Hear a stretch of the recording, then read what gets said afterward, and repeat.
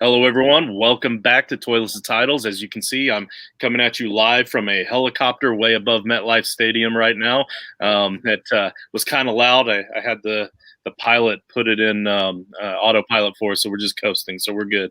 But we have the Jets episode on for tonight. Those of you that have been watching these breakdown episodes, I've been really excited and really pumped for them because I'm able to bring on great experts that know more about their team than I do. Just in case you haven't been watching, just to give you a little bit of a rundown, I'm a Colts fan. I know the Colts. I don't know the Jets as well as I would like to know the Jets. So I listen to guys like Luke Grant, and I follow guys like Justin to try to get more information from the Jets. So I figure, you know what? Let's just get them on the show. Let's have them talk about their teams, and I'm going to introduce them in just a little bit. Unfortunately, I got to get through the whole house cleaning stuff here. So down at the bottom, you'll see the scroll that has all the Twitter handles for all the guys that work for Toilets and Titles. Give them all a follow. I know I follow back. I can't promise you they will, but we'll see.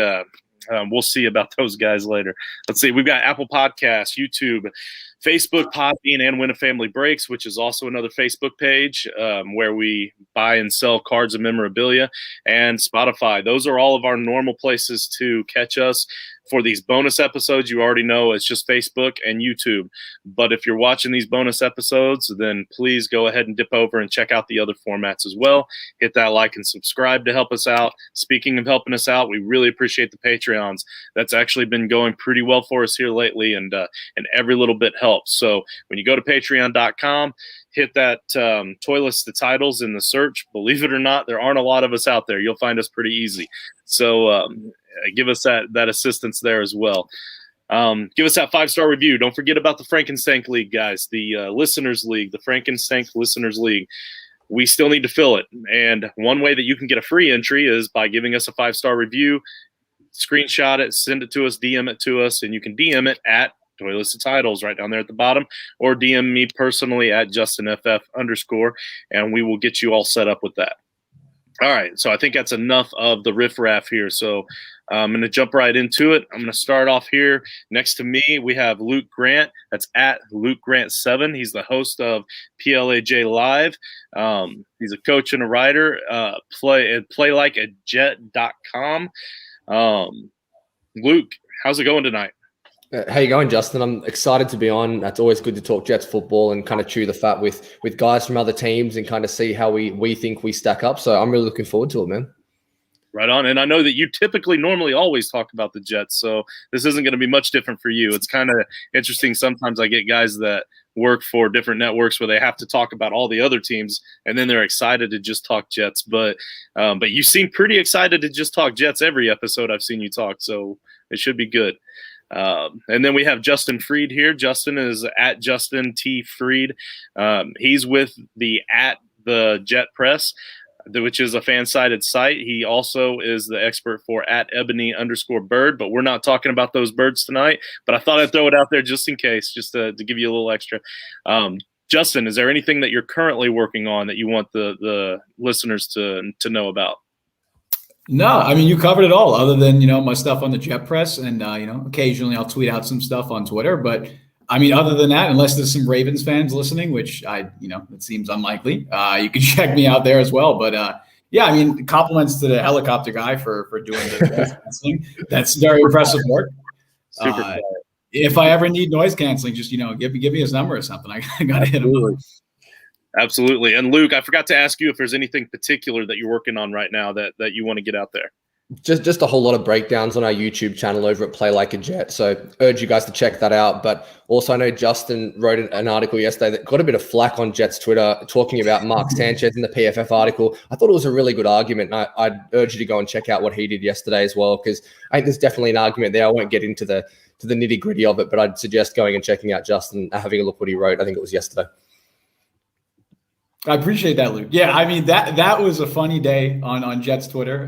What's amazing about that, and we don't have to get into the whole thing, but it wasn't even necessarily my opinion. I wasn't making. You could see the argument as well, just like you, but I wasn't making the argument. The tweet was just about because Mark Sanchez was named the Jets' worst draft pick of the last 15 years, and PFF was the one that put that out. But of course, we tweeted out saying, "Hey, he was named this," and of course, our name was attached to it. And so I caught some flack, but it was a fun day. I spent that day on the beaches of Valencia, which was nice. So I was just scrolling through Twitter, sitting on a beach, and it was a good time. But yeah, we don't got to get into that whole thing.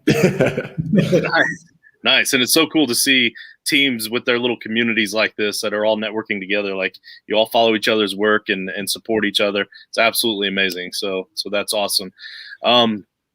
So I guess we'll just jump right into it, guys. Are you guys ready to talk about some Jets football? Let's do it. Let's go. All right. So typically at this point, I tell my guests, try to keep it optimistic and try to stay happy. And I don't think we're going to have a problem with that with this team because there is a lot of optimism to go around with this team. There's a lot of young talent coming in. So it's going to lead me right into my first question, which everybody expects me to ask a Zach Wilson question here. And I totally get that. Like I'm sure we're going to talk Zach Wilson in just a moment. Like there's no way we could get around that for the Jets offseason for 2021 episode. But the most intriguing guy that the Jets drafted to me was Michael Carter because of that backfield, that Jets backfield. I've kind of been curious to see where they were going to go in that direction. So my question to you, and we'll start with Luke, and then later on I got a question. We'll start the other way. But I'll start with Luke here, and pretty much the question is just that. What is the backfield going to look like with Michael Carter, and is Michael Carter good enough to be that guy, or is there somebody else we should be watching for? I think if you look at LaFleur and where he's come from in San Francisco, obviously that's the offensive scheme that's been brought over here with the wide zone system. It's going to be a bit of a backfield by committee for sure, Justin. But I think Michael Carter is the most talented running back they have on their roster. I think Ty Johnson is explosive and has some nice skill set as well. But Michael Carter can be that guy. The Jets were super excited to draft him. And I know there's always excitement when you get a guy, but it must have been a long third round for them waiting and hoping that he'd make it to 107. The things that really stood out to me about Michael Carter, Justin, 7.9 yards per carry last year, which led the whole of college football. And the thing that was missing from this Jets offense for the last 2 or 3 years has been explosive plays. Now, he led college football with 15-yard carries. He had 29 of them last year in that backfield at UNC. So I think his talent and his ability to create long plays with his change of direction and his wiggle in space, I think it's going to be really exciting. And I'm with you. I think that was one of the most valuable and value for money draft picks in the entire draft. So I think he will be the running back one, so to say, but I think it will be a 1A, 1B type situation in New York. Outstanding. Anything to add, Justin? Yeah, I mean, I think Luke kind of nailed it right there. I think that they're definitely going to run a running back by committee, like Luke said. That's what new offensive coordinator Mike LaFleur. That's kind of the system he comes from in San Francisco. They have a collection of guys right now that could take over that de facto RB1 role. I think what we've seen. I mean, it's really early, but what we've seen so far in the spring was Tevin Coleman kind of started as that RB1, as you'd expect. He's the veteran of the group. But by the time minicamp came around, Michael Carter was getting a lot of the first team reps. Now, I'm sure they're going to rotate a lot. I'm sure, week one through like week 7, Michael Carter will probably be splitting touches with Tevin Coleman. I really like Ty Johnson. I think he's a great fit for the new scheme. I'm not sure, what LaMichael Pirine, what his role might be after kind of an underwhelming rookie season. But Michael Carter, like Luke said, is probably the most talented guy in that backfield. He can do it all. He can run, especially in that outside zone scheme. He can catch out of the backfield. He's the guy that they're hoping to build around going forward, and it's going to be a committee. But if you're betting on one guy to kind of emerge from the pack, I'd bet on Michael Carter. Outstanding. Yeah, right on. So, do we want to take a little bit of time now and jump right into the Zach Wilson talk? I mean, if we're talking positivity and we're talking optimism, I guess maybe we should spend a little time talking about the potential franchise quarterback for the future. Sure. All right. Well, simple enough. Like how concerned are you? Because I know personally, coming out of college, he wasn't my number 2 quarterback on my board. Like there were just too many questions in my book. Do you feel like those questions are going to be answered pretty quick, or am I just trying to reach here? I think that Zach Wilson was a phenomenal quarterback prospect. I mean, obviously he has his flaws, just as every quarterback prospect does, but this was an excellent quarterback draft class. And, whether you were a Zach Wilson person or a Justin Fields person, because that seemed to be the debate, for most of Twitter, was Zach Wilson versus Justin Fields. I think they're both great quarterback prospects. But, what Wilson does and what he did at BYU, he can be a special player in the NFL. Especially, performing in the new offensive scheme, in the Mike LaFleur offensive scheme. I think he can do very well. They've built a good offensive line around him, or at least they have the starting of one with Mekhi Becton in the left tackle, Elijah Vera Tucker coming in at left guard. They have a drastically improved receiving core. So I think, and this is what Joe Douglas, or I think it was Robert Saleh, said it best, as opposed to kind of what they did with Sam Darnold, they're building the organization to uplift Zach Wilson, as opposed to putting everything on Zach Wilson. They kind of viewed Sam Darnold, at least the fan base viewed Darnold as this savior, right? The messiah for the Jets franchise. And that's kind of a thing that, the Jets organization has done in the past with previous quarterbacks. I mean, not necessarily Mark Sanchez, but if you look at what they did with Geno Smith and similar with Sam Darnold, they've kind of put it all on the rookie quarterback. And they've taken a very different approach this time with Zach Wilson. They're saying, we're going to uplift you. We're going to surround you with talent, surround you with the right supporting cast. Very dissimilar to what they did with Sam Darnold. And hopefully that'll allow him to flourish. He's a great quarterback prospect in his own right, but surrounding him with the right system will hopefully allow him to reach his full potential. Yeah, I want to echo what you said there, Justin. I came out in maybe mid to late December, and I said that Zach Wilson for me was closer to QB1 than he was QB3. That was just my opinion on the quarterbacks. I was really high on Zach Wilson before I knew the Jets were going to draft him or anything like that. But I really like his playing style. My comp inside the pocket was Baker Mayfield. Outside the pocket, stylistically, not talent-wise, was Aaron Rodgers. You see those plays outside of structure. I'm obviously not saying that's who I think he'll be as a player, but that's who I saw when I watched him on tape. Those are the two guys. And the movement skills, scrambling, a little Johnny Manziel, which people kind of freaked out at me for saying, but some of the movement skills outside the pocket I saw as well. So I'm a big Zach Wilson fan. I think Justin hit the nail on the head when he talked about the franchise lifting him up, not the other way around. That's going to be so important for a young quarterback. And also just tempering expectations. We don't need him to come in and win a playoff game in year one. This team just needs to get better. They need to take a step forward, be a 7-9 win football team, and show that they can support Zach Wilson. He can support them, and this is going to be a new era of Jets football. For sure. And I think what the thing is people get wrong about player comparisons is they think like you say, oh, Zach Wilson, stylistically, he reminds me of Aaron Rodgers. And he also stylistically reminds me of Johnny Manziel. And people are like, well, how is that possible? And it's like, there are different elements to a quarterback's game. Like you've heard the Patrick Mahomes comparison thrown around a bunch with Zach Wilson. That's not saying that Zach Wilson is Patrick Mahomes or he's going to be Patrick Mahomes, but you could see elements of his game, of Mahomes' game in Zach Wilson, whether it's the off-kilter throws, the different arm angles and stuff. That's things that we see Patrick Mahomes do in the NFL, and we saw Zach Wilson do it at BYU. So I think you're absolutely right, and there are definitely elements of – I love the Baker Mayfield comparison in terms of in-pocket play, and then, of course, Aaron Rodgers outside the pocket makes a lot of sense, and I definitely see a lot of that as well. But I love that people kind of get worked up over the player comparisons, or I mean that's social media for you. That's sports media. People are going to do that, but I 100% agree. Yeah, see, that's exactly the kind of insight that we need from people that follow the Jets on a regular basis. For those of us that don't, because like a lot of us, like personally, I looked at Sam Darnold and I saw a quarterback that I thought was a pretty talented quarterback for the most part that was just on a really bad team.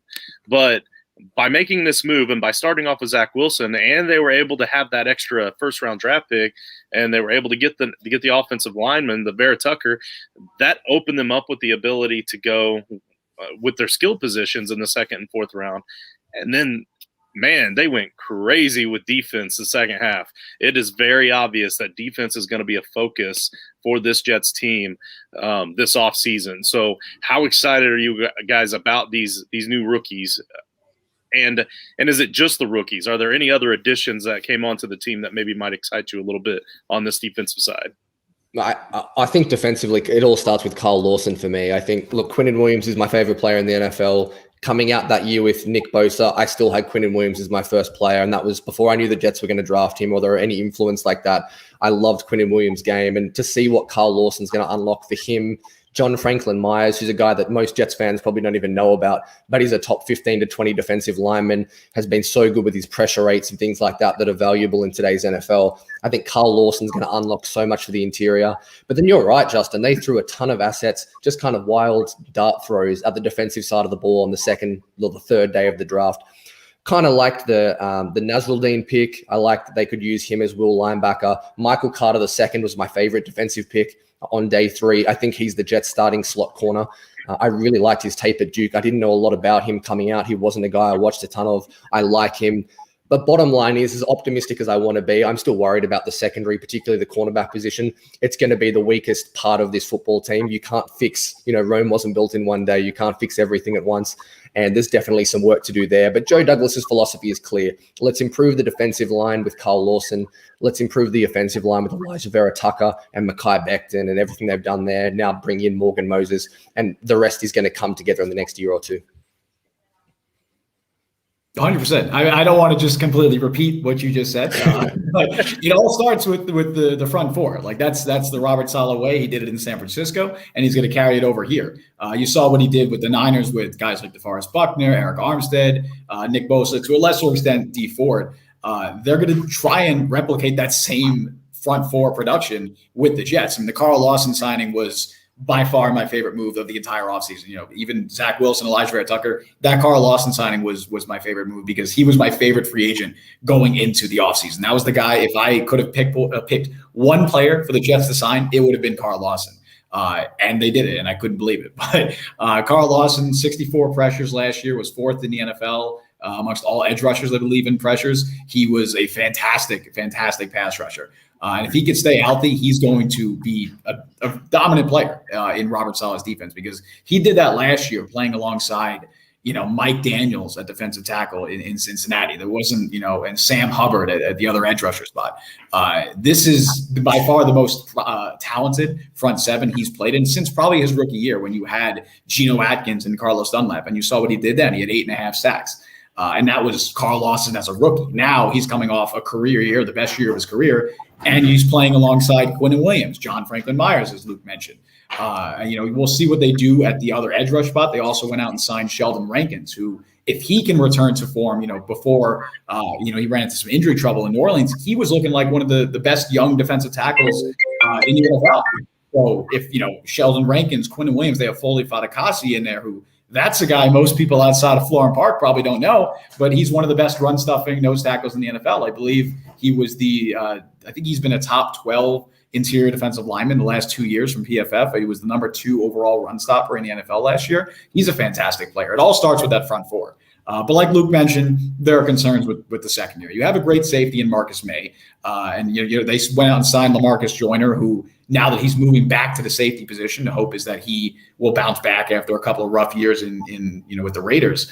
But the cornerback position, that's the mystery, right? Your number one right now is a guy who was a 5th-round rookie last year, Bryce Hall, and obviously talent-wise, he probably shouldn't have been a 5th-round rookie, 5th-round draft pick, but that's the reality. You're looking at right now, your starters are a 2020 5th-round pick and a 2019 6th-round pick, assuming Bless Austin wins that job. Essentially, it's a bunch of dart throws, right?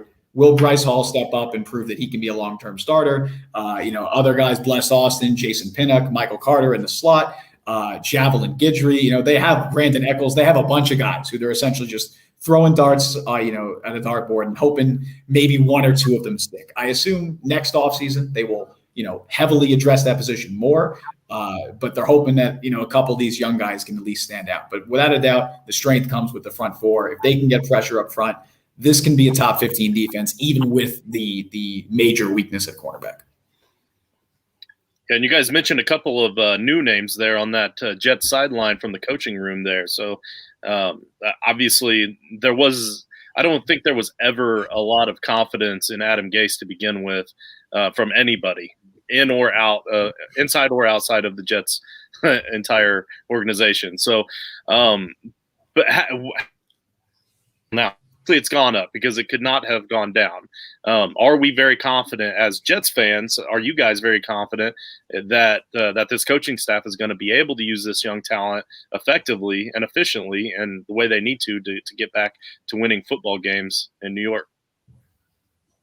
Yeah, I'd say yeah. I mean, it's hard to get any worse than what they had the last 2 years. I mean, even outside of that, everyone wants I mean, not that this is not going to be a defense of Adam Gase here.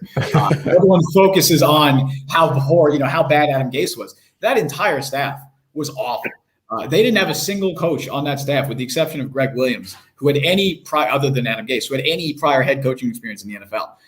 That was arguably the worst staff I've ever seen in the NFL. Just position coaches, everything, because Gase essentially just brought over a bunch of his guys from Miami, and the only one he didn't, Greg Williams, he was just kind of, he was pigeonholed with. He didn't want he didn't want Greg Williams. So it's hard to get worse than what they had last year and the last 2 years. But the current staff, I mean, obviously it's always a wait and see approach, but Robert Saleh was top 2 candidate in my mind this year, who I wanted the Jets to hire. He was phenomenal with San Francisco in terms of culture builder, and in terms of, what he can do as a leader of a franchise. I think we've seen at least enough of what he did in San Francisco to think that he will be a good head coach. And schematically, I mean, what he did with the 49ers defense is incredible. And, you only hope he can replicate that success in New York. And then the rest of the staff, the fact that he was able to bring over Mike LaFleur from San Francisco, that's just the cherry on top. So now you have Mike LaFleur running the offense, who is, considered one of the best young minds best young offensive minds in the NFL. And now you have Robert Saleh, Jeff Ulbrich running the defense. That's a good group. Grant Boyer, they brought back special teams coach. It's hard to get worse than what they did the last 2 years. But even regardless of that, I think that the Jets have a very good staff that they've built under Robert Saleh. And, time will tell. But I'm optimistic. And I think most of the fan base is pretty optimistic as well. Yeah, Justin, when you asked the question, I heard you mention talking about putting your players in the best position. And the first thing that stood out to me was looking at Robert Saleh last year. Everyone focuses on what he did in 2019, the single high safety, cover 3. I don't want to get too much into the weeds, but they obviously did such a good job. But then last year when they lose Nick Bosa, when Richard Sherman goes down, he suddenly moves into this quarters defense, a lot of 2 high safety. And it's that adaptability, understanding what Jason Verrett's skill set is compared to Richard Sherman's, understanding that front 4 is not going to be as powerful. So I'm going to blitz more, even though that goes against my MO. That's what impressed me about Robert Saleh. Obviously, as a leader and a communicator, he's elite, and they're the reasons he got hired. But I love his flexibility and adaptability on the defensive side of the ball. And then talking about LaFleur quickly, I'm really excited to see what this offense looks like, because I had Tim Jenkins on my show yesterday with Play Like a Jet, who's great at his quarterback evaluations and was in the league for a little bit in quarterback rooms in St. Louis. And he talked about how, are they going to run an iteration of the 49ers out of 21? Are they going to run the Rams offense, which is the same kind of thing, under center play action out of 11 personnel? Or will they run more empty sets to suit Zach Wilson like Green Bay and his brother do up north with Aaron Rodgers? So I just think there's so much flexibility, so many options with this coaching staff, and that's what excites me so much. Flexibility also, not just with the coaching staff, but also with the new roster. Like some of those talented players can play several different ways. So, and a lot of people will say that they feel like coaching doesn't make a huge amount of difference in the NFL. And I would say that maybe for 60% of the coaches in the league, that might be maybe true, maybe a couple of games off here and there. But your good coaches are going to really help you win games, and the bad coaches are really going to help you lose them. So yeah. I think you guys were able to at least advance up from the bad coach. There's no way that Saleh is a bad coach. There's just no way. So yeah, that's an incredible get there. One last question. I started with Luke earlier on the first question, so I'm going to start with Justin for this last question. Since this episode is about breaking down the offseason altogether, there is an end game, right? At the end of the offseason, we get to move into what we're all looking for, right? The NFL regular football season, right? So at the end of the season, you're going to be able to look back on this season, and it's one of two things are most likely going to happen, because nothing ever happens exactly the way that we think our team is going to work that year. Either you're going to look back and think, wow, this team did better than I thought they were going to do. Maybe it's a win-loss record. Maybe it's a talent thing. Maybe Wilson advances faster than you thought. Whatever the case is, when you look back, what is going to be the potential for that wow moment for you to think that this season went better than I thought it was going to be? And then also on the reverse end of it, if you look back, what's going to really disappoint you about the season if things go south? What do you think could potentially happen to make things go south? Or, like I said, win-loss record. Maybe it's 4 wins and you're really disappointed because you thought they could get 8 this year, or whatever the case is. So just kind of some ideas to bounce off there. But what do you think is a good season and a bad season, Justin? Sure. I mean, I know Jets fans, and they've been wanting this for years. They want a playoff mandate, right? They want to say, we need to make the playoffs this year. But you have to look at it realistically. This team was 2-14 last year. They had one of the worst rosters in the NFL. They were 0-13 through week 14. They were a terrible, terrible team. And Luke used the phrase earlier, Rome wasn't built in a day. Neither was Florham Park. Neither was MetLife Stadium. The Jets just can't turn a 2-14 team into a 10-7 team. Gotta do that math in my head real quick with the new schedule. But it's possible. It's theoretically possible, but it's not likely. So what would constitute a success? I'd just say development of the young players, right? Whether that's 6 wins, whether they get 6 wins by Zach Wilson playing super well and Elijah Vera Tucker, looking like a long-term starting piece, or whether they get 10 wins doing so. Either way, that's what you need to see. You need to see Zach Wilson showing signs that he's the guy. I'm not expecting a Justin Herbert year, or even like a Baker Mayfield year from a few years ago, but you're expecting at least, him to show signs that he could be the franchise quarterback going forward. And you also want to see someone like Elijah Vera Tucker establish himself as a long-term starting piece. I can't believe we've gotten this far. We haven't talked about Elijah Moore yet. I was thinking it. Amazing how we haven't talked about it. The guy, he's been like the talk of Jets fans this entire offseason, since they drafted him. Elijah Moore. Yeah, rightfully so. Exactly. But Elijah Moore, showing that, the spring, his showing in the spring and assuming what he'll do in the summer, that was no fluke and that he could be the next star receiver that they have, the best receiver that they've had since Brandon Marshall in 2015. I think he can be that. A lot of Jets fans believe he can be. And from what we've seen so far in the very limited sample size we have, he can do that. So I think just the development of players like that and finding more long-term pieces on the roster, because the roster is very young right now. But you want to find long-term pieces both on offense and defense. You want to see, maybe Bryce Hall can develop into a long-term starter. Maybe he's not going to be a number 1 cornerback, but if he can at least say, lock down a starting role, then that's one less weakness you need to fill next year. So, the Jets aren't going to compete for a Super Bowl this year. But if they can at least, show or at least get some long-term pieces out of this young roster, then that's what's best. In terms of what could go wrong, the opposite. On the other end of the spectrum, Zach Wilson comes out and he looks overwhelmed. The offensive line, Mekhi Becton, maybe runs into some injury issues, or maybe he regresses in his second year. In terms of the defense, maybe the front 7 just doesn't get pressure. Maybe Carl Lawson significantly regresses, or maybe he runs into injury trouble as well because he's had injury issues in his career. There's a lot that can go wrong. And I think Jets fans are aware of that. As much as we're all optimistic at this moment, we've been here before, right? We've been this. I don't know about this level of optimism. I'm sure we have at some points.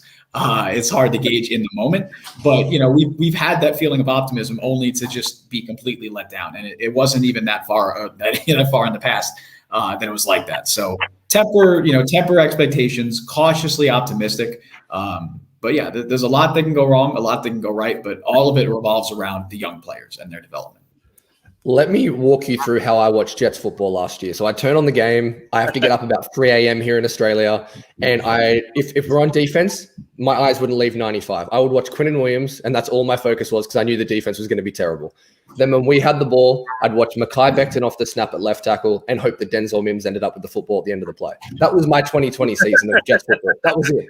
To be perfectly honest with you, this year, as Justin just said, it's so exciting that you have Elijah Moore and Denzel Mims. You've got Michael Carter that we talked off the top of the show about.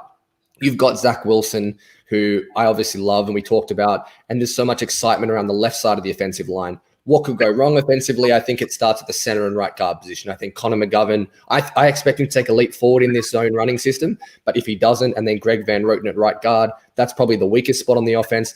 But I think, to me, this is a 7 or 8 win football team. I'm not going to be hugely disappointed if they win 5 or 6 games. But as Justin said, if they show that Zach Wilson's developing and he doesn't look like Sam Darnold looked at the start of year 2 where he really struggled and we went through that seeing ghosts thing, you want to see a couple of these secondary players develop. That's what I want to see. I know the front four will be good. I want to see Michael Carter and Bryce Hall become starters and lock that down. I don't want to be going into 2022 going, we need 3 starting corners still. We're in a whole lot of trouble because even though we've got the front four, we need 3 starters. So let's just see competitive games. I want to see good coaching, good situational football. And look, I just want to enjoy watching my team play again. And I have a feeling it's going to be a much better 2021. And I can't wait for the season to start. Absolutely, yeah. And for what it's worth, I know that Matt and Ben are guys that run our Toilets and Titles Down Under Dynasty episodes are going to be excited to see that I got you on. So,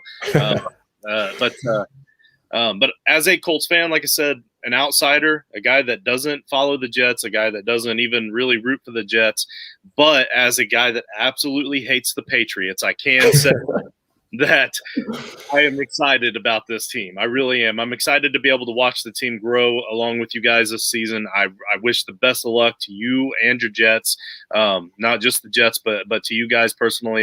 You have no idea how much it means to guys like me to be able to have guys like you on the show so that I don't have to do very much talking or research. So that does it means a lot to me. But real quick, I want to flash your guys' stuff down here at the bottom. Again, real quick, Justin Freed at Justin T. Freed at the Jet Press, Fansided Sites, at that Ebony _ Bird Twitter handle as well, just to make sure that you get all his information. But let's see. And then, of course, Luke, again, thank you very much, at Luke Grant 7, host of PLAJ, which is Play Like a Jet. Check him out, playlikeajet.com. I think that's it, guys. I think we've pretty well covered everything, and we got it all in a half an hour. So again, I appreciate you guys. Have a great night.